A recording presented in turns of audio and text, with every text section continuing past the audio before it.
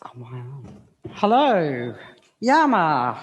Mitiga Guram Barak. Well, friend, I'm happy to see you. My name's Lily Shearer. I'm a Mudawari woman and Nimba, and I am the artistic director of Yellamundie Festival this year and co-founder of Mughlam Performing Arts. I firstly want to say thank you to Uncle Max Dulmaman Harrison and Donna Ingram for our warm and sincere smoking and welcome last night, and I too acknowledge the land of the Gadigal and pay my respects to elders both past and present. I also like to welcome our audience here with us today and anybody online who's joining us. Look forward to having some questions later on. But to start off with, I just wanted to put stuff in context with Yellamundie to say that because of the 5th Yellamundie this year and the change that Lisa Marie and I have been discussing for a number of years, and Ali, of introducing not just playwrights, because playwriting is a new form to us. It's only 48 to 50-year-old. And our people have been telling stories through movement and sound since the dream time, since the beginning of time. So it was really important for us to start exploring that in Yellamundie. And pay respect to our friends in Turtle Island, Canada, Native Earth Performing Arts, who stirred that fire in the belly up even more through their Wasagichak Begins to Dance Festival. So thanks. Ryan Cunningham was the artistic director at the time, and Keith Barker's there now. So thank you to both Ryan and Keith for igniting that fire in our bellies. I also want to take this opportunity to thank our panels who assess these beautiful Yellamundies, storytellers. Yellamundie in the Darug language means storytellers, and these beautiful 7 storytellers. And I want to thank the script panel, Jane Harrison, Dr. Lisa Marie Siren, and Kyle Morrison. Thank you. To the dance panel, Marinda Donnelly from Black Dance, Daniel Riley, and Dion Hasty from NASDA. Yeah, everybody knows NASDA, don't they? Yeah. If you don't, search it. You should know about it. It's the longest running black dance school in Australia, where I started. And then the composers panel, led by Chris Sainsbury, who also is the instigator of our partnership in the Naraburia First Peoples Composers Initiative. He was joined on the panel by Tim Gray and the beautiful Brenda Gifford. Happy belated birthday, Brenda, for Thursday. So, without further ado, my first thing to the panel and to these beautiful Yellamundies is, and we're going to start with Dalara. Oh, why? Because you went last night. Introduce yourself. Tell us, where your bones are from, who you are, who's your family, where's your land connections. Oh, it's the longest story too. So I'm a Wiradjuri and Gumbenga woman. I grew up here in Gadigal Bidjigal country, born and raised. I think that's it right now. But yeah, what else? No, that's fine. Short, sweet, to the point. And and your role on the. Oh yeah, so I had my first showing, public showing of my play, The Lookout, last night. Congratulations. Thanks. It was great. Yeah, it was relieved now that it happened. Yeah, great. Yeah. And can you tell us a bit about your practice as well? I started off as an actor over at Eora TAFE and did the Aboriginal Theatre program at WAPA and graduated from NIDA in 2017. And then been practicing in both film, television, and stage since graduation. And then wanted to tap into playwrights. And also last year had my first opportunity to do assistant director at Belvoir. So, Awesome. Doing it all. Mad. And also I paint as well on top of that. And I've noticed during the 2 weeks of Yellamundie, your beautiful earrings every day, are they handmade too? Yes. By you? Yes. Like a lot of the jewelry that I wear is probably made by me. Beautiful. So if you want jewelry, just contact Dalara. If you want an actor, contact Dalara. If you want a writer, contact Dalara. That's it. I need a job, guys, so I might as well just take it all. We might move along to Troy. Can you answer all those questions, or do I have to? I'll try and remember. I am a Who are you first? What's your name? Troy Russell. I'm a Biripi Gamilaroi man. My dad comes from Taree, which is Biripi country, and mum's from Tinga, which is in the Gamilaroi country. I am a musician and composer. I've been working with a whole bunch of different places, but I was working with Lily for a good while now, since 2010 on different projects.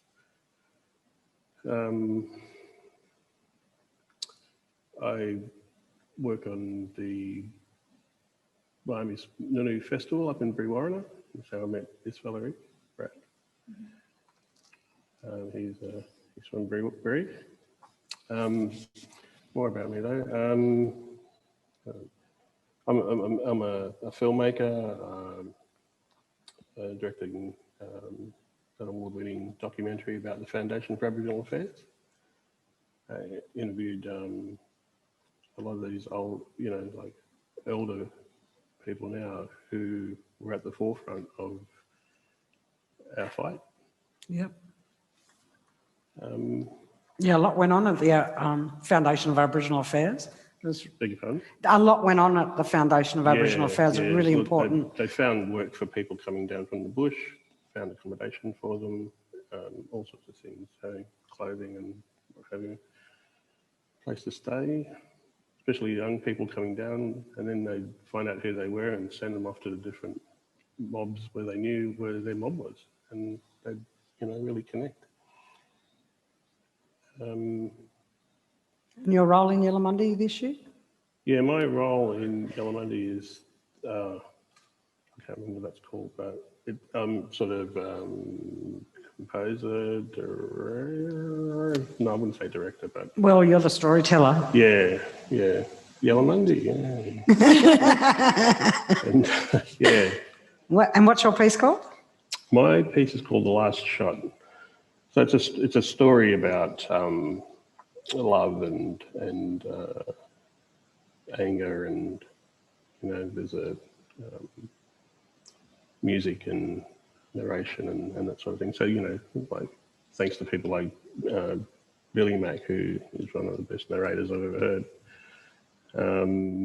and people like Marty and Kirk.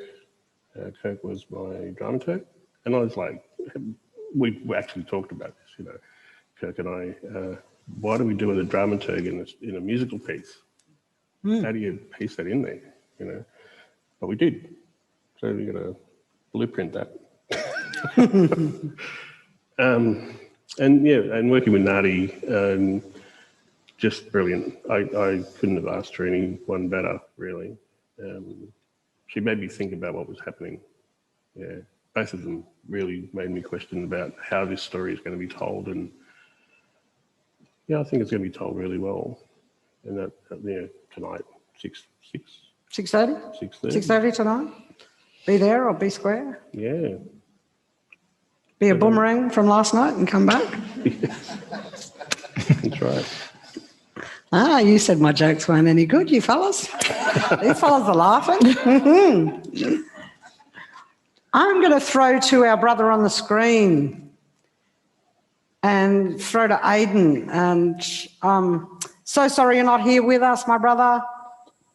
All right. Do you want to introduce yourself, tell everybody who you are and what your I'm going to go Yella for short, for story. I don't know if it's right or not. Sorry, Darug people, I'm changing your language around here now. Yellamundie, your story. Tell us, I'm just going to say, tell us about your story. You're Yella. My name's Aidan Rowlingson. I'm a proud bachelor man with ties to Cubby country, and that's up in Queensland, up here, up this way. I'm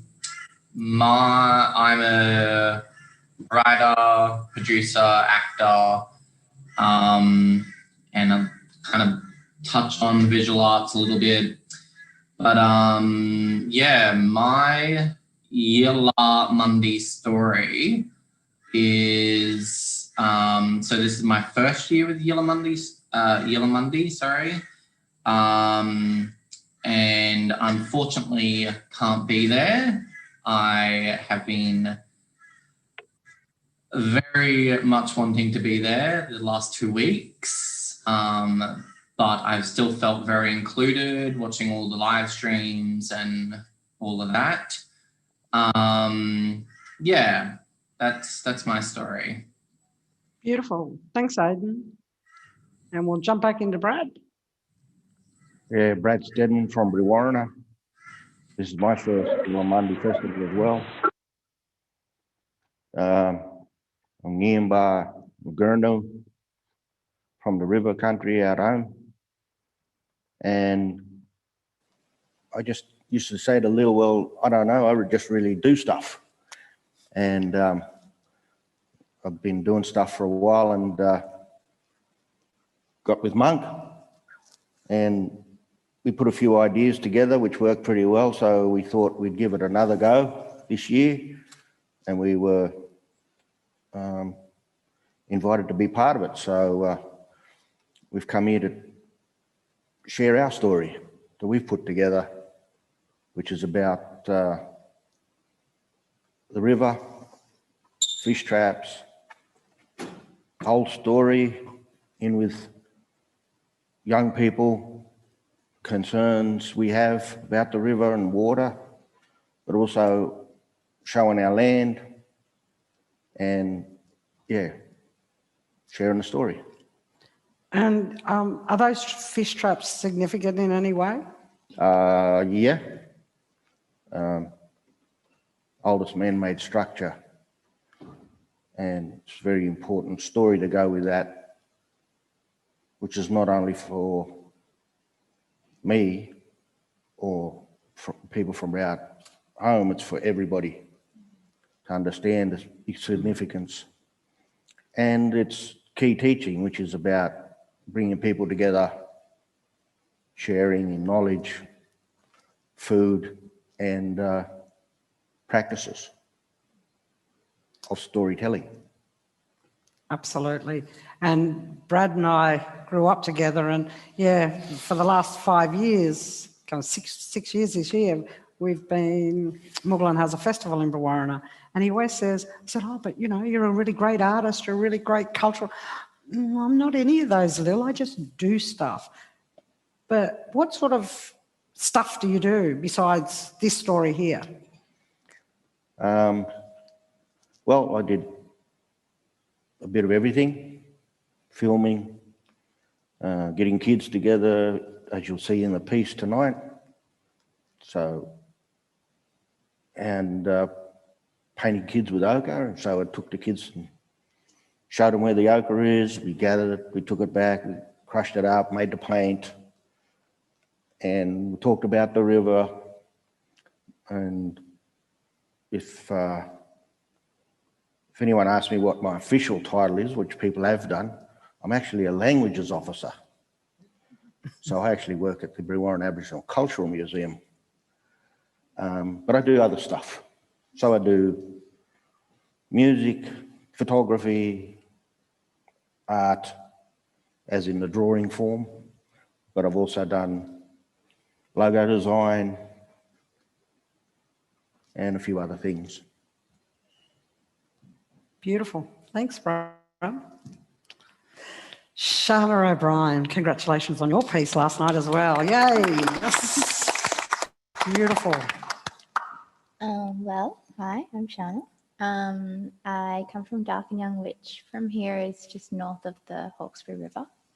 And I'm a dancer and now choreographer, I guess, which is kind of new for me. So this has been a really great 2 weeks to explore what that means for me.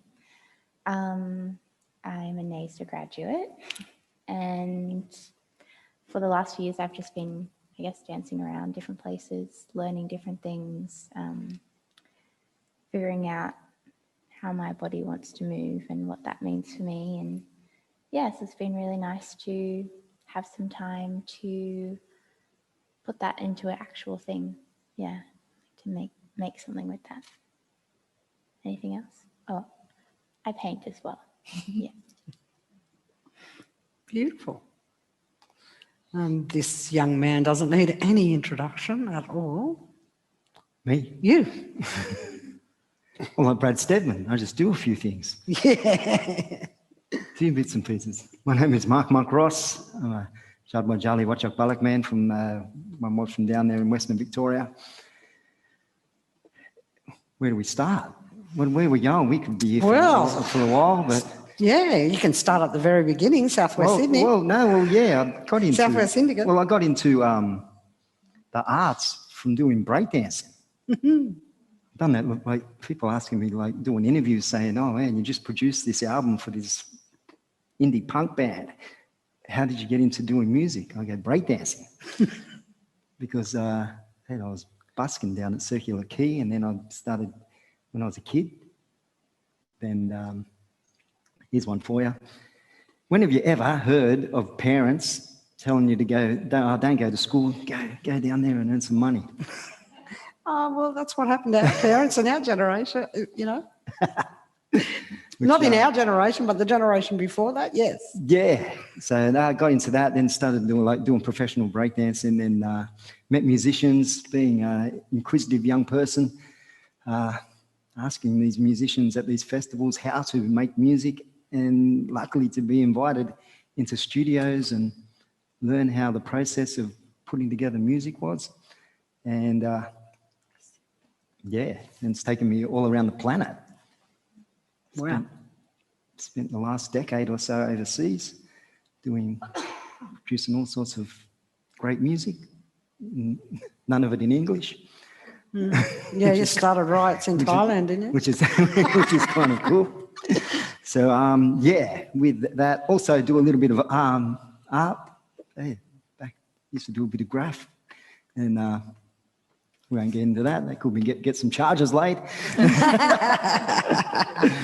I do a bit of texture drawing and stuff like that these days, which you'll see one of my, I've done a piece for tonight's showing. And also work with yourself, Lily, at Muglin or doing the Bayami's Normal Festival up there in Brewarra, where I met this fella many years ago. And ever since, me and Brad have been pretty close friends in the way of, we keep in touch on a regular basis. Other than been in an apartment with him for a couple of weeks, I think we're sick of seeing each other's heads, but it's all right.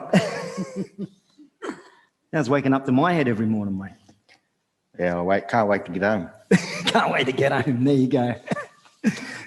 So just working with Brad and putting together stories. What we're going to show tonight is just another continuation of the stories that we've been trying to tell for a few years now, in trying to mesh together language, traditional stories, and contemporary stories, and how they fit in contemporary culture. And that's what we've been doing. I'm also taking a break from radio. Oh, yeah. I'm going to miss you though. Where I'm on every afternoon on Courier Radio. Do afternoon show live from my home.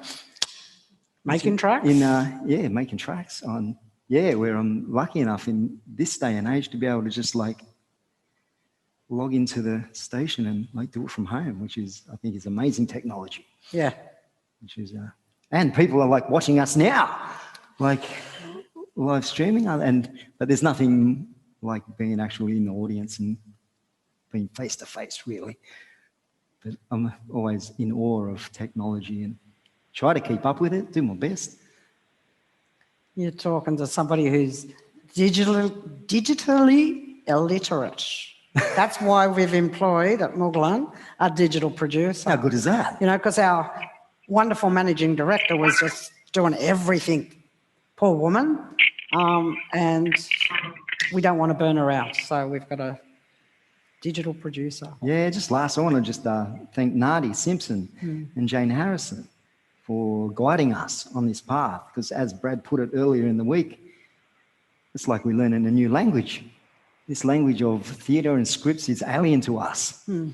So I want to thank them too for guiding us through this whole experience. And also give a shout out to my niece Emily, who's also done some voicings for, she's only 9 years old. But yeah, we'll hear her tonight doing some of the voicings. Our piece is narration, pictures, some beautiful landscapes and pictures, and it's a soundtrack, so it's all in one. Beautiful. All in one, and our artwork as well. Brad's artwork and my artwork is both in there as well. Awesome. Multi-talented young men. I love it. I love it. It's such an inspiration for our young people to have role models like yourselves. It's, you know, you have to be multi-talented in the arts, you know. It's so great having so many young people on this Yellamundie Festival trying their hand at new things. It's really important. I'm going to throw to Suri. You there, Suri? Yes. Hello. How are ya? Yay. Do you want to introduce yourself, my brother? Yeah, so my name is Sermsah Bin Saad. I'm actually from the Kimbleys. I'm a proud Nigana man. So that's west of Derby, West Derby Kimbleys, that is. And a lot of my roots come from from Broomway as well. Born in Port Hedland. And raised in Port Hedland until I was about 17. That's when I went into dance. Dance was pretty much my passion. And I guess I went to NAISDA. From NAISDA, I went to ACPA. And from ACPA, I went to WAPA. And then from there, I decided to go freelance and I delved into a bit of acting and music as well. And I guess a little bit of directing and producing. But yeah, I was in the first Yellamundie back in 2013, and now it's done the full circle again to come back. And yeah, just feel honoured to be a part of this this next, I guess, fantastic running of Yella, as Lily would say. Awesome. And this is for everybody now. What's inspired these stories? What was your burning passion to tell these stories and develop these stories for possible outcomes? And also, what are some of those outcomes that you're hoping for from your work? Anybody can go. It's a free-for-all. I was hoping to go soon because I actually, because I have to perform. So if I can just quickly jump in for this one. Absolutely, sorry. Thank you. So I'm actually currently at the Land Fest as well, which is happening here at the Atherton Gardens in Fitzroy. Are you in your car? Yes, I'm doing the interview from the car. In a mad, crazy rush. But yeah, just to touch on that, I guess what I'm hoping is just to obviously further develop what we've started and what I sort of put away for many years as well. So my story is called The Seventh Season, and it's about it's sort of based on the fact of my brother who passed away during a hit and run incident.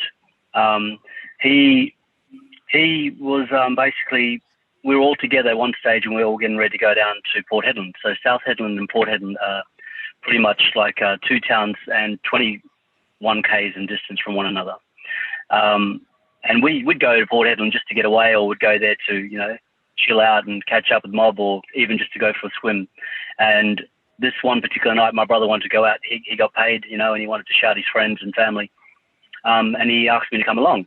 And I ended up deciding to go home because I hadn't had a chance to have a shower and freshen up. So I mentioned that I would catch up with him a bit later on in the afternoon. And that night, apparently, when I tried to get back through to Headland, I couldn't find them. I just didn't know where they were, and I rang all the places where I thought we were going to meet up, but there was no one by his name there. And I felt something going on, something deep and that resonated in me, where something's not right. And it was that evening I had to go back to South Headland because I didn't have any cash on me at the time, and because I was, expecting my brother to shout me. And so yeah, I went back home, and I ended up going back to his place. And at that time too, I was looking after my nephews, and we all decided to go to camp at my brother's place. And that evening, because I had one of my little nephews sleeping in the bed with me, and I thought I felt him come back to bed, but it wasn't him at all, and I freaked out. And I looked out the window, and I just knew something heavy then. Something was wrong. And then I looked out to this bridge, and that was where the accident had happened, because he had, from his room, he's got a 2-story bedroom where you can see directly to the bridge.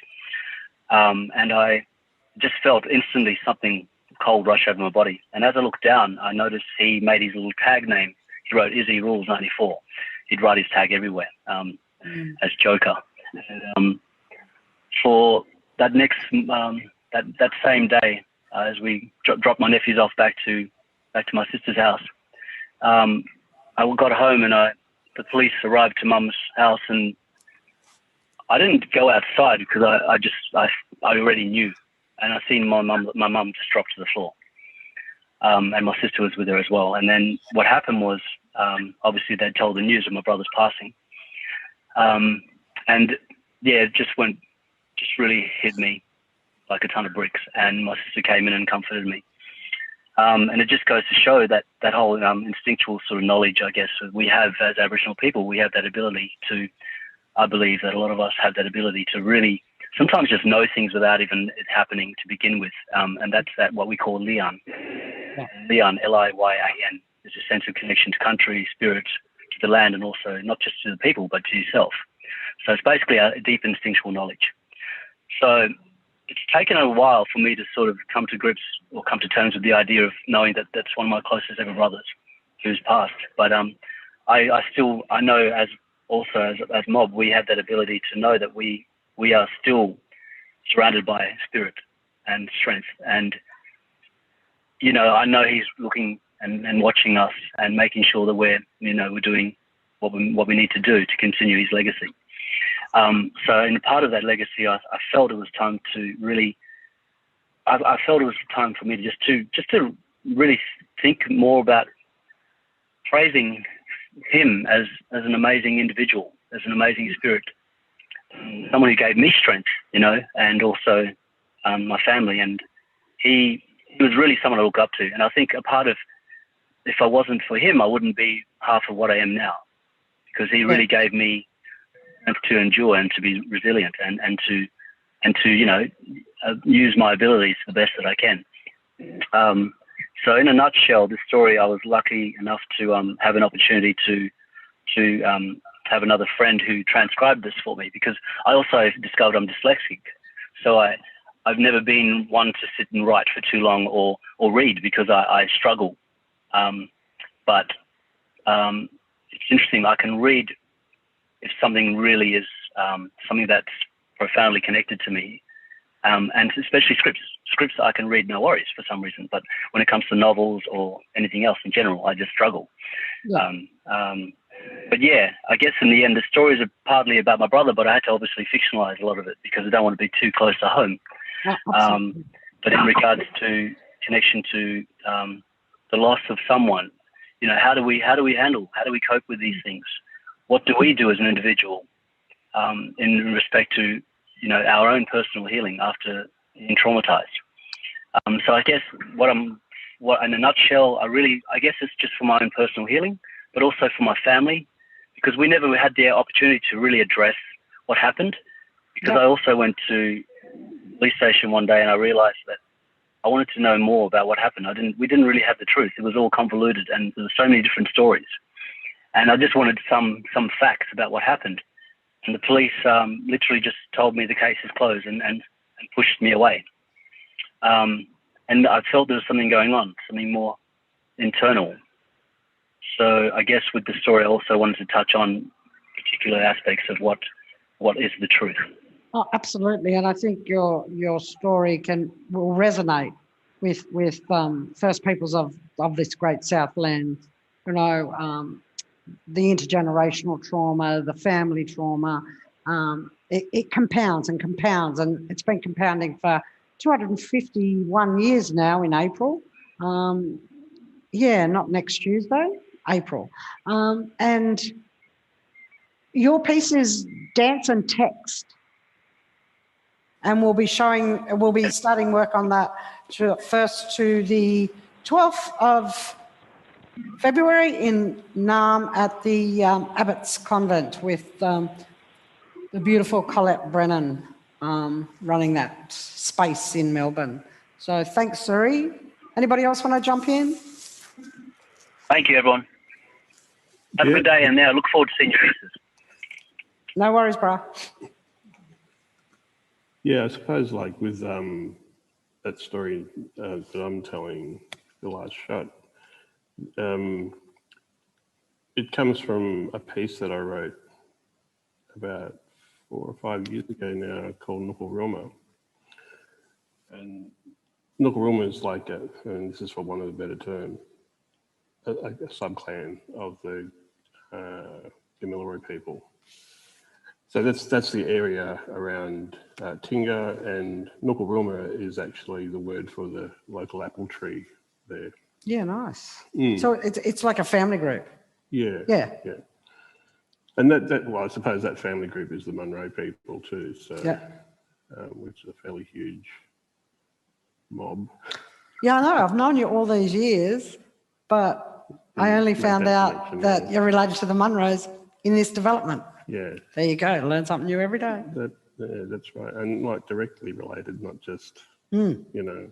So anyway, so this story for that piece of music, which is a composed piece, was about a journey that my great-grandmother and my great-grandfather took before they were married to test them on this journey, which was, it's not, I mean, you look at the map, it's not very far, but for them it was a 3-day hike. So they just took No cars in them days. No. And blackfellas never had, we never had any Yatterman, no horses. It's not a flat country either. It's sort of hilly anyway.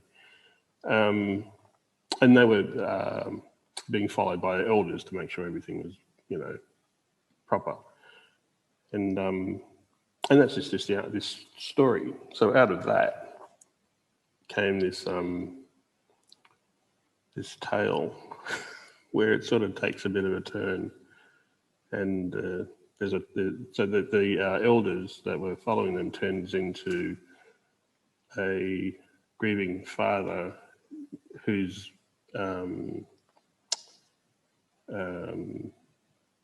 young son, whose son has been killed, or stepson has been killed. And the father thinks that it's the two characters in this story, the two main characters, but it's not. It's somebody else. Yeah, right. Don't give it all away. No, I'm not going to give it all away. So anyway, that's the you know, like, to give it a bit of story, I suppose, is. But what inspired you? You know, you wrote this song 5 years ago. Look, I've been sort of researching the family tree and just, you know, Mum had this book. I've got it now. It's about Nukulruma. It's about the Tinga area, and you know, you flick through the pages and there's the gold, the tin rush, and the silver and gold, diamonds, and all that sort of stuff. Then you go, oh, a Chinese family, you know, the Long family. And then our family. And then you got the Low family, you know, so they're all mixed in with the Aboriginal mob, you know, and then we are. That's exactly right. So it's funny how this story evolved through, you know, looking at these pictures and trying to find out who these people were. And I met my great-grandmother before she passed away, but I didn't meet any of my grandparents. They all passed away. Yeah, right. I was lucky enough to meet my great-grandmother. So she was a fairly staunch woman. Her name was Florrie Munro. they called her Granny Munro, and she was an advocate for, kids, as we all are, and all that sort of thing. But however far she took it, I really don't know. But they named a park after her in Tamworth. Yeah, nice. Yeah. Yeah, and then I've been playing music in all sorts of genres and that sort of thing. I play in a reggae band, but I have my own band, which is a folk band, violins and mandolins and that sort of thing. And that'll be tonight here. So come along tonight, 6:30. If you haven't got a ticket, jump online, Sydney Festival, or there's a link from our website, muglin.org. Yeah, so the music developed, and the songs that we had written for the band, just to have as music to play. Yep. Wove its way into this story. Yeah. Beautiful. Along with a couple of other compositions, Snookeruma composition, and a couple of older tunes as well.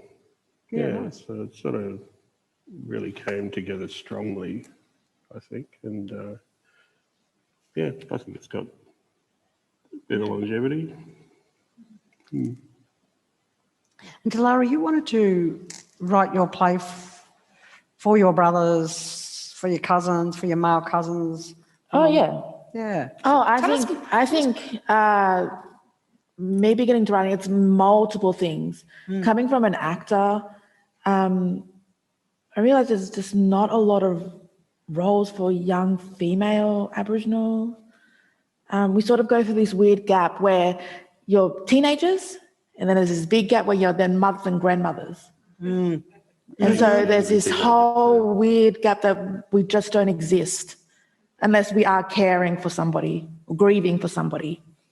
And then I wanted to explore other things where I didn't want to write about identity because I know who I am. And I feel like explaining who I am is to people that don't know who, to a non-Indigenous audience, which I feel like we're still trying to explain our existence here and why they should care about us. And so I just wanted them to be them. And talking about brothers and stuff, they don't have to explain about being blackfellas because they're together. And so that's what's brought up, and it reflects a lot about my family because a lot of the boys in my family got raised by women. And so the way they express themselves is very loving. And that's the other thing I wanted to explore. A lot of the notes I said to the boys going, keep it light, you love each other. Because if you go into a white audience, as soon as you go angry, they're like typical black fella. Yeah. I'm going to tune out. Yeah. But to show this beautiful human connection that anybody can relate to, that's what I really want to explore. And I wanted to explore romance and young love and all this other stuff that we all experience. And it's not to ignore the hardship that we go through, but there's all these wonderful sides that how we deal with life and how we manage with it. So they're all the things I tried to explore, or what got me to start. But a lot of that was inspired by one of my friends that went through a hardship, and all we did was sit on the balcony and he just poured his heart out, just going through this breakup. And I just sort of sat there and listened and watched this man just sort of go through all these emotions. And I think that's very beautiful, and we don't see that a lot. So that's sort of what it's inspired the Lookout. And No, it's beautiful because there's a generation that's and men have to be masculine and not show their. But our old men, I remember my grandfather. He was a gentleman. He was always gentle. He showed his emotions. He didn't hide them. He talked to other men. They touched each other when they spoke. Yeah. It was all this affection. So, yeah, beautiful. Yeah. Awesome. Sure. I'm conscious of Aidan up there too. I haven't forgotten you, brother. How are we up for About what inspired my work? Yeah, what inspired you?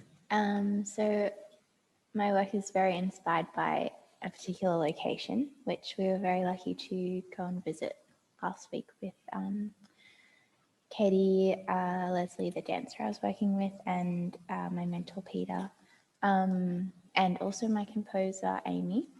And yeah, so that's very much what my work was about, and on multiple levels. So also the textures and the shapes and all of those kind of things are very present in the work, but also the more spiritual side that things that happened to me when I was journeying at this place. And I was interested in, I knew my experience of this place, but how could I investigate what it might be like to be a spirit or something that lived in that place? How could I shift that perspective? Yeah, so that was what I was exploring. Yeah. Wonderfully portrayed too. The choreography was just mind blowing. It was like an awakening, rebirthing of place, of our natural water holes. Yeah, just absolutely inspiring. Thank you so much for sharing. Aidan, do you want to tell us what inspired your story? Where are you? Oh yeah, there you are. Yeah, I suppose going off of what the titter there was saying, trend alert, I think young love is going to be the Woo! Yeah. play theme of the year. I was inspired by events in my life that have shaped my view. And well, essentially, it's kind of a tricky one because I started writing this work and I thought it was going to be this completely other thing. And then essentially I got about 2,000 words in and wrote this one scene, and I was like, okay, that's the start. That scene is the start. It has to be. And from there, that's kind of where I got my this ongoing inspiration to kind of write this story about these two people who fall out of love and but then have to keep coming back together, and by doing so, they're constantly having to examine who they are as people, what they want out of life, where they want their life to go. And at the same time, it's kind of them also acknowledging this is where my life is, and kind of, well, what if I'm not what if I'm not any better than what I am? Kind of that kind of that viewpoint, I suppose. Yeah, so I don't think I was inspired by any one thing other than kind of my personal relationships and just events that I've kind of had to go through. But yeah, it's taken a while to write this play, and a lot of it has just been kind of going, someone will say something and I'll go, that's exactly how I feel. That's exactly how I felt in this moment. And so I feel like I have to respond to that. So I think if anything, this play is a response to my self-growth and my personal change. Oh, beautiful. So we'll be developing Capricorn by Aidan Rollinson in Meanjin from the 8th to the 19th of February in partnership with QPAC at the Playhouse Lounge. So anybody up there in Meanjin, hit us up. We'll have a little showing. Not sure how many numbers we can have yet, but I'm sure we'll have be able to have a couple of people in the audience up there next month. Brad and Monk, I mean, I know you've met at Biami's Nunu Festival, I want to say 2015, our first one, yes? No, it wasn't. It was 20. No, it wasn't. It was 2016. It was 2016 because Brad went away. He couldn't be there for 2015. Remember that, Stella? Yep. Yep. He couldn't be, and then 2016. So we take some artists to Brewarrina to work and collaborate with artists from Brewarrina and showcase that at the festival. And that's where you two met, and this story was inspired. So tell us a bit more about that. Well, it's an ongoing story, isn't it? It's like a now it's a collection of stories, which just keep We've learned to have long inspiration, short periods, how to pull it together. So the first piece we'd pull together in about 4 days. And this time we've had 2 weeks. So this is a long period for us to pull things together. And the longevity of the inspiration for me has been, well, life, living where I live. People who I've talked to over the years, things that I've seen, kids, the landscape, the river, all sorts of things have come together through my life.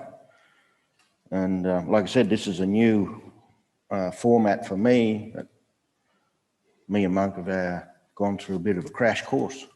Mm-hmm. And preparation in getting this thing together. So we whipped it into some sort of shape. Monk? It would be presented tonight. Right. See what you guys think. We're going all right.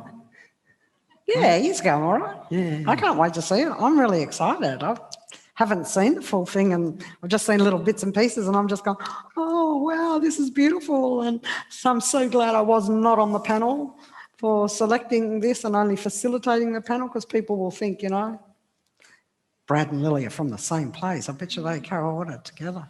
Look out.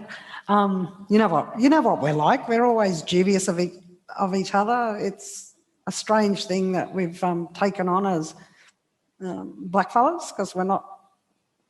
I grew up same as you, Brad, with everybody celebrating and everybody is equal as the next person, and our elders sharing with us. We've become pretty competitive in the 21st century in some aspects, but that's life. Yeah. Really excited to see your piece tonight. I reckon, even for me, the inspiration is, realistically exactly the same thing I've been doing for the last 30 years, is passing on skills and knowledge to other people and stories to other people. So the more people that see this story, the better. Yeah, well, I think too, the thing that interests me about your piece is there's no time. Time is past, present and future in one. I mean, you can see it in all the works, actually. It's timelessness. It could be in the past, it could be now, it can be futuristic. Even your story from the past, Troy, it's really, all these stories resonate. Reading Capricorn, Seventh Seavers and Dreaming with Suri, they seem to resonate in 3 realms. Does anybody want to talk about that a bit? It is like they're timeless. There's no, even in mine, there's nothing to say that it's an Aboriginal story. It's written by an Aboriginal, So I suppose that makes it an Aboriginal story. Yes. But, oh, look out, we're going to take over the whole table here talking about what makes an Aboriginal story. Get it started. No, go on. But I was thinking when Dalara was saying about her piece, it's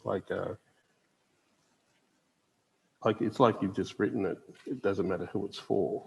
It could be the First Nations anywhere in the world. It's a story about love and that. Yeah.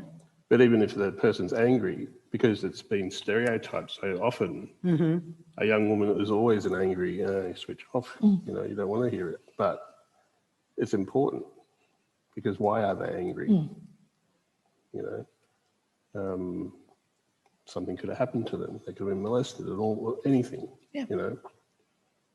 So it's important to hear those stories about young angry women and not write them out, you know, because it's a stereotype. Well, who's being stereotyped?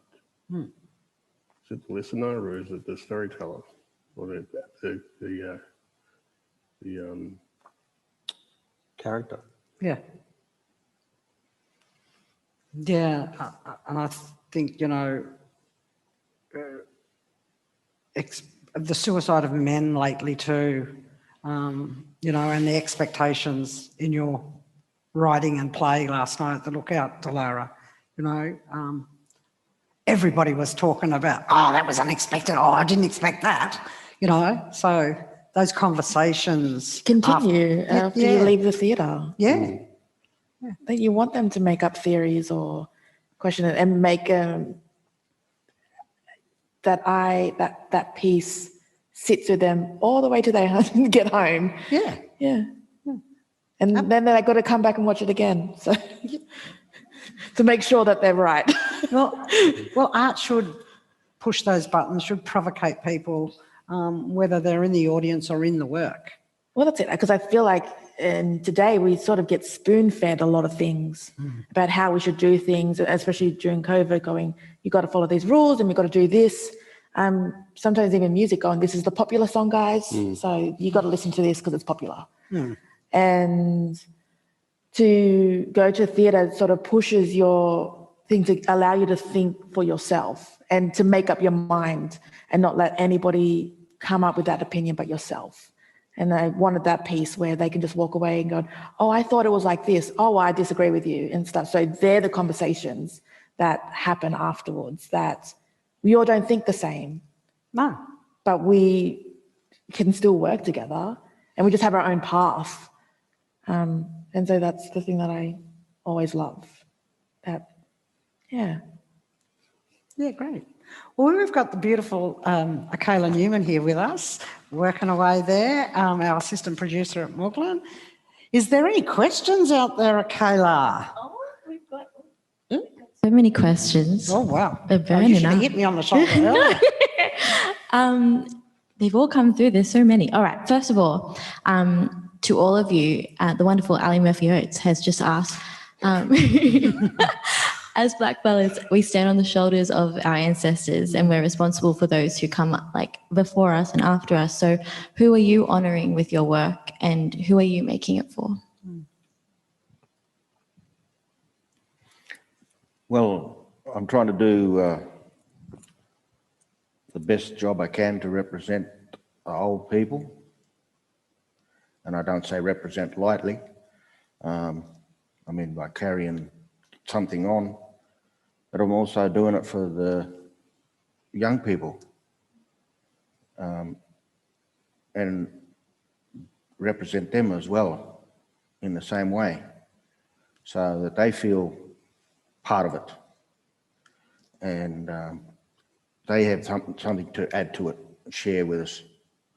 So that's what it is for me. I suppose in saying that, Brad, it's like it's more a you're lighting that beacon for the young mob to come to follow, so they can light the beacon for the next generation. Yeah, I suppose so. Because like the ancestors are gone; they're there already. Yeah. Yeah.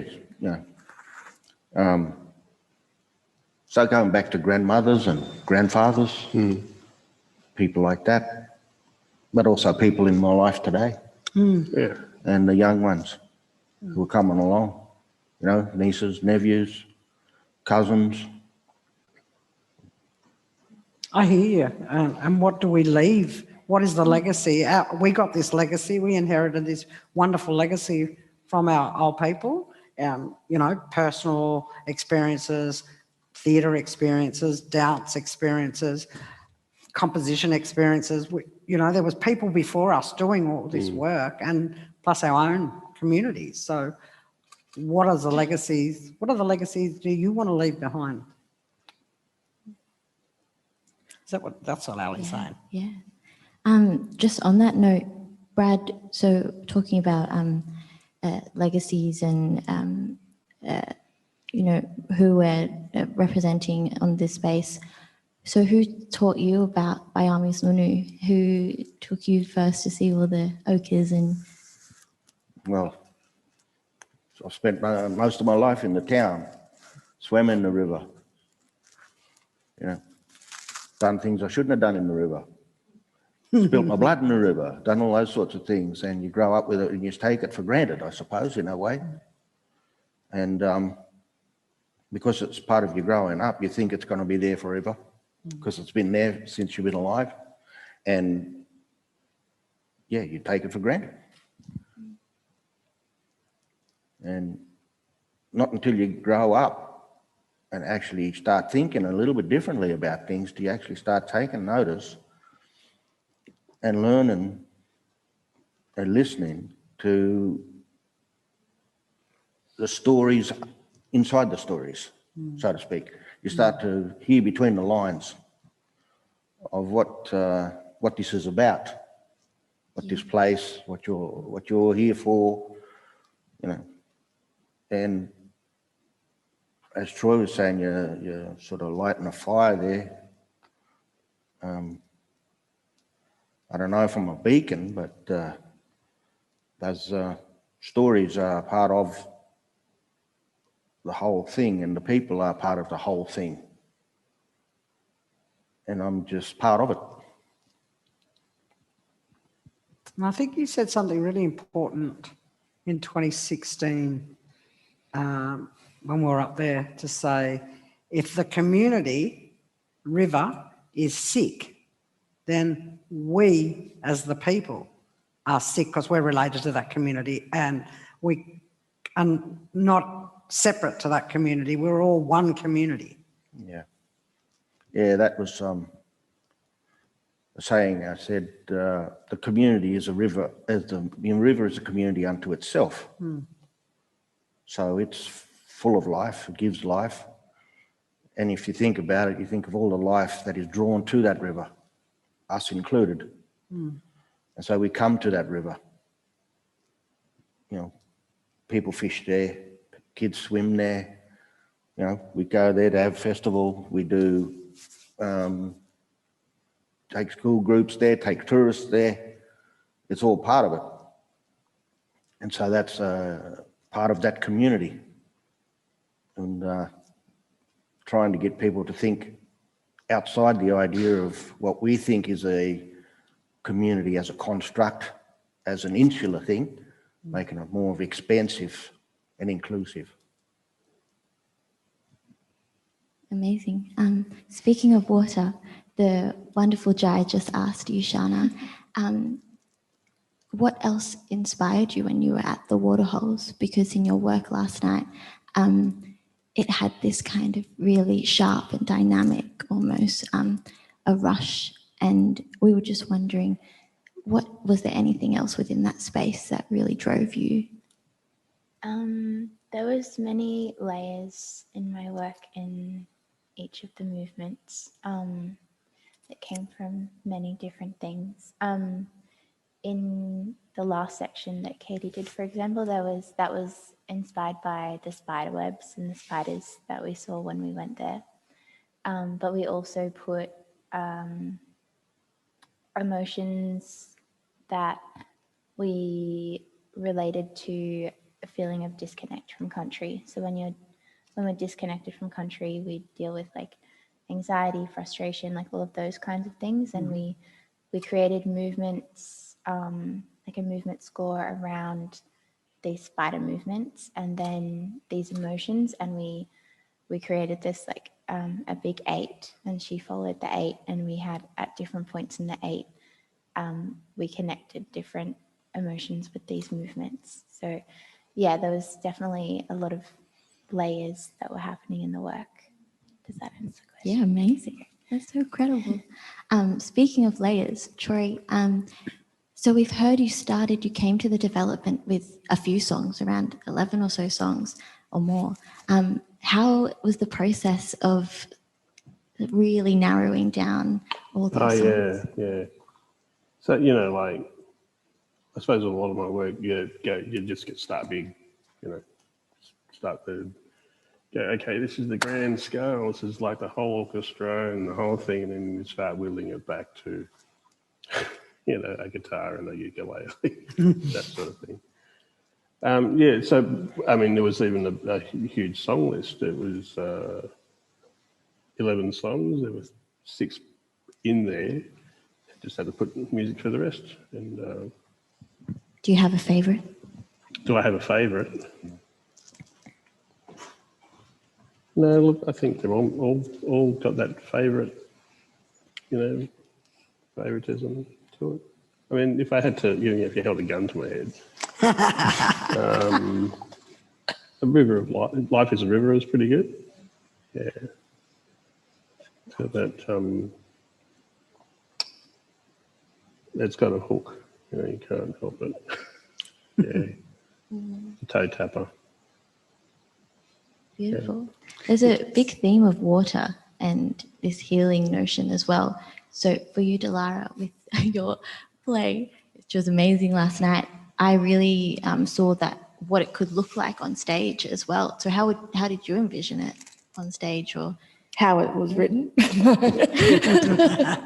Do it at the looker. Do it at the I did. It's all in the text, guys.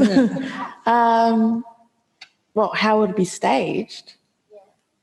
I think a lot of things, especially like just intimate, and this sort of sectioned off. In my head, I'm from Nambucca Heads, so it's where the river meets the ocean, and the ocean gargle is my totem up there. And so every time I'm down, I go to the ocean, especially at night. And the one I go to in Sydney is Maroubra because I grew up there. And so that's my closest, because it's the same ocean, it's the same connection from home. And I think that's the thing. I wanted these really lovely, intimate moments, so a space that just feels so isolated and so forgotten, that these people just come and time to get away, but somehow just runs into people that's out there, and just having these beautiful connections just in the sceneries of what my home is, which is the sound of the ocean and cicadas, and just feeling that wind and the smell of sea salt. That's what I tried to embed in the script. amazing. Speaking about home and intimacy and love, Aidan, for your story, how did you come up with the name as well? And what were the other influences behind that? Okay. So Capricorn came about. I actually started writing this play in this like performance workshop thing that I was doing here in Backbone in Brisbane. And I came up with this drag character called Capricorn. Nice. And then, I kind of like wanted to do more of like create like a show rather than just like a lip sync performance type thing. And so I started plotting out like scenes or like kind of like collage together this kind of like performance.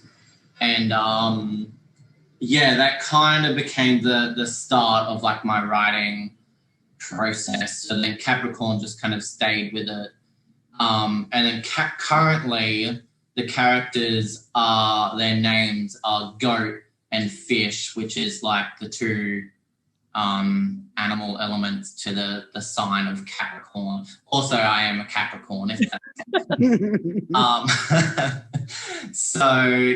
that's kind of stuck, and I've thought about changing it, but the more I think about changing it, the more I like Capricorn, so I think it's going to stay. Oh, I love the elder's name. Here, Fishy, the auntie. Here, Fishy. Yeah.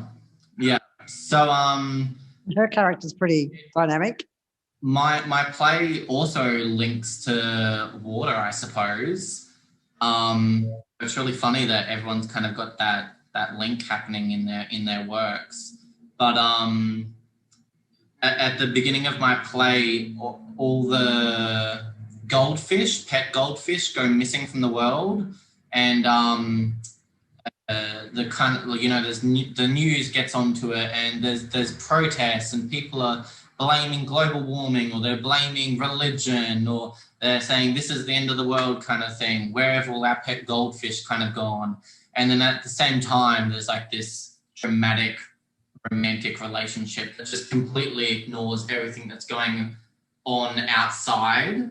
So the world itself becomes, the world of the characters kind of becomes like a fishbowl. And so, yeah, it's just really interesting that everyone's got that link to the water. Oh my God, I can. Sorry, that's where fishy comes from. It's kind of like the humanoid representation of the goldfish that have gone missing. I can't go without giving it away. You have to watch it. Yes, we will be live streaming it. The reading. Through Sydney Festival and Moorlands. And finally, for you, Monkey Mark, being such an experienced artist, what is some advice you can give young people who might be interested in following their dreams and passions and storytelling? That's always a good one. Yeah. Which is my philosophy in life, which is you just do what you want to do. So, you know, what happens is that you do what you want to do, and here we go. It's very equal, as in if people love what you do, that's a really good thing. If people like hate or don't even like what you do, that's a good thing. Because you just do your thing and you follow your dream and you follow like where the spirit takes you. And because these other people, even though like they are part of me, I mean, some of these people might be part of your lives, at the end of the day, it's your journey and you're the one that is taking that journey. And yeah, it's basically stay on the path, follow the dream. There's some talented people out there. I was going to say talented young people, but there's some talented older people as well. Oh, absolutely. That are out there doing things. So yeah, that is my advice, is just like, it's kind of don't listen to take in what other people have to like advice that they give you, and if they don't like this and they like that, is you just take it all in and then just work out if that's the path that you're on. That's what I've been doing for about 30 or 40 years. Step outside your comfort zone. As an artist, we've got to be challenged to step outside the comfort zone. Yeah. And we were only saying the other day, this is the first time that you've done something for you for such a long time, because you're always either mentoring young people or producing other artists or collective work, you know. Renegades of Monk was all about collective work. You had every artist in Australia on that album.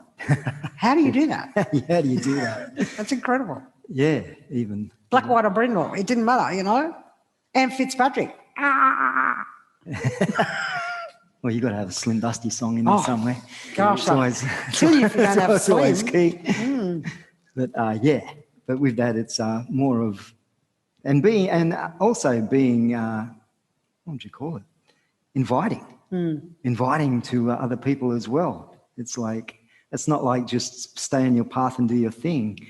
Do that, but also being inviting to people and join them in on your journey. It's always a good thing. It's a long, hard road if you're trying to do it all by yourself. It's all about the collective, not the individual. Yeah. Whilst you maintain your individual. And passing knowledge on to others as well, and giving people skills and all that sort of stuff. It's all part of the journey. Any more questions from? I think that's it. Woohoo! Thank you, guys. Any questions from the audience here with us? We've concentrated on the virtual world a bit too much then, haven't we? We're starting to take the virtual world for reality, aren't we? There's humans here. There's humans here. Come on. Hi. Any burning question? Remember, the only silly question is the one you don't ask. We have the wonderful Jai here who will, you tell him the question and he'll use the mic to the panel. So there's one behind you, Jai. Okay, I have a question. I'm sorry, I can't remember your name, but my question is to you. Actually. Dalara? Yeah, and your play. Can you see a time when people who are non-Aboriginal might play your characters? A time? Yeah. I think that's the thing. It's like opening up to like multiculturalism. Sorry, Dalara, can we just repeat the question into the microphone so everybody can hear? We'll go back. For the live stream? For the live stream. Oh, I can repeat the question. No. No, he can't use the mic. Yeah. Can you see a time when non-Aboriginal people might be cast in your play? Sorry. Hello? Yeah, there we go.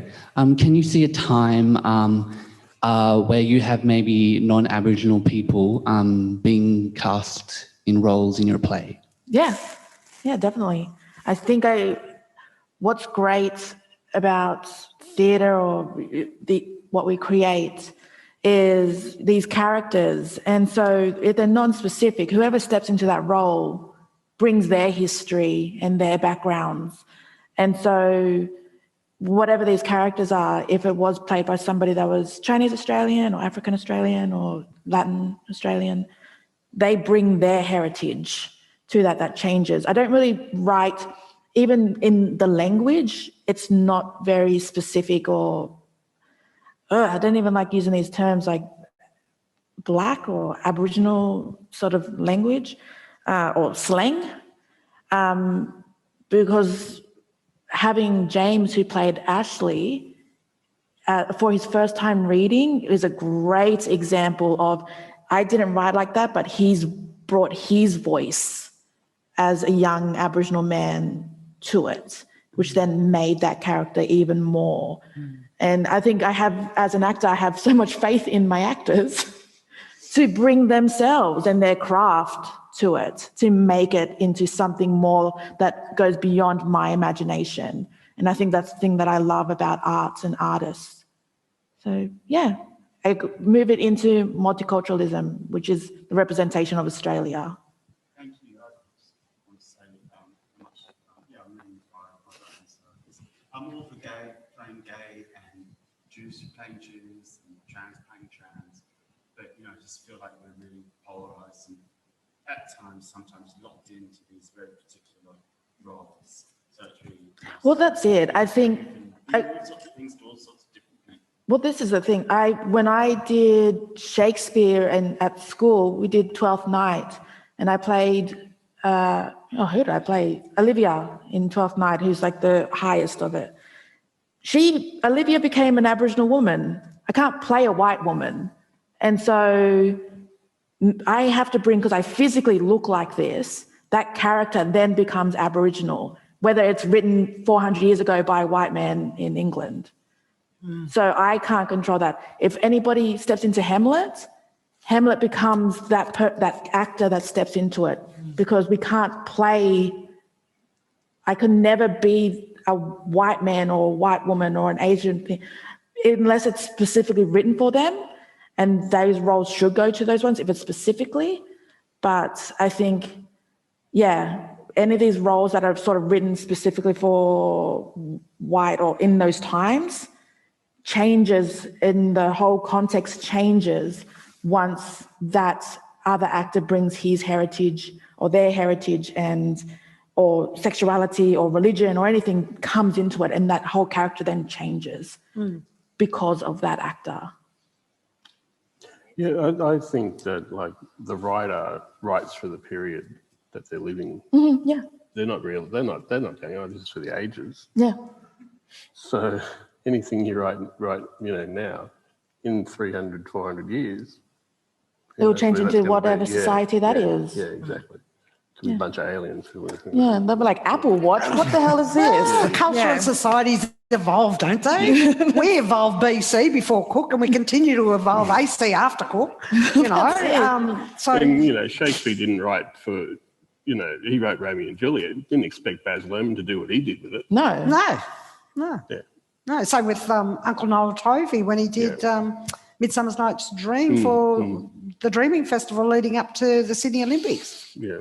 You know, how great was that? We had our own little Garden of Eden with all our little native animals. Yeah, I would love to I would love to work with multiple actors from multiple backgrounds. And I never want to limit myself with that because then if we start limiting ourselves, we then stop learning because we get comfortable. And I want to be in spaces where I can learn from other cultures and other backgrounds. Well, it's the society we live in anyway. Yeah. You know. This was the Garden of Eden. This great Southland was the Garden of Eden. Everybody left from here. Now they all coming home. Any more questions from our audience? Can I just add something into that?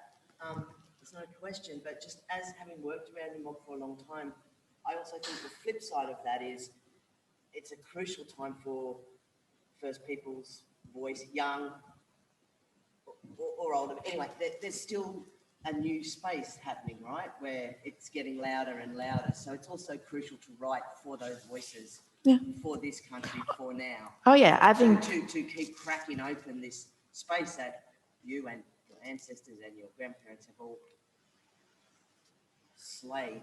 Oh, yeah. Well, I think I'm just trying to take away from the default being white. Yeah, I know. And so I think I stated in the opening, it's like, all of these characters are of Aboriginal descent. Yeah. But I don't know what that is because I don't want the focus to be on if Ari, who played Jack, it's not about him being fair-skinned, it's about him being a young man, that's thing. But yeah, it's just a great... a mentor of mine, because I remember in school, I was like, I don't like politics. I don't want to do that. I want to be an actor and all this other stuff. And he goes, Dalara, you being in those spaces is a political act. No matter what is said and what is done, your physical as an Aboriginal woman being in these white spaces is already a political act before you even open your mouth. And I think I take that into a lot of my writing, going them physically being in these spaces of who they are that's political. And getting people to sit down and listen to them and then walk off and talk about them afterwards. Yeah.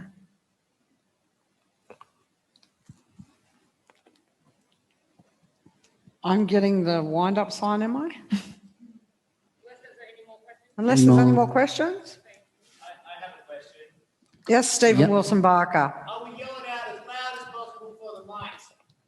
What 3 words do you feel when you hear the word Yellamundie or Moogaloo? Panel, what 3 words comes to mind? Don't think about it too much when you hear the words Yellamundie and Moogaloo. Pride. Sorry? Pride. Pride.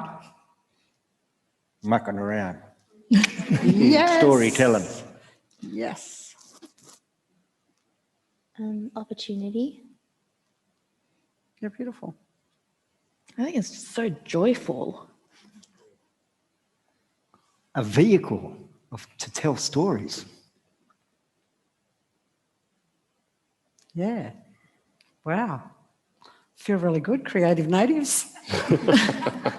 Feel really good. Well, Aidan, you got any words when you hear Yellamundie or Moogaloo? Deadly. Sorry? Deadly. Deadly. Solid. Wherever you are. Nothing else burning. Don't walk away and say, I should have asked, because the only silly question is the one you don't ask. That's from my grandfather. Yeah, great. Awesome. Thanks so much for being with us here in person and through our live stream. Big hand for the panellists, all these Yellamundies, all these storytellers. And we look forward to seeing you tonight, 6:30 here at Courage Works, to see Longest Time Right Now and The Last Shot. Woo!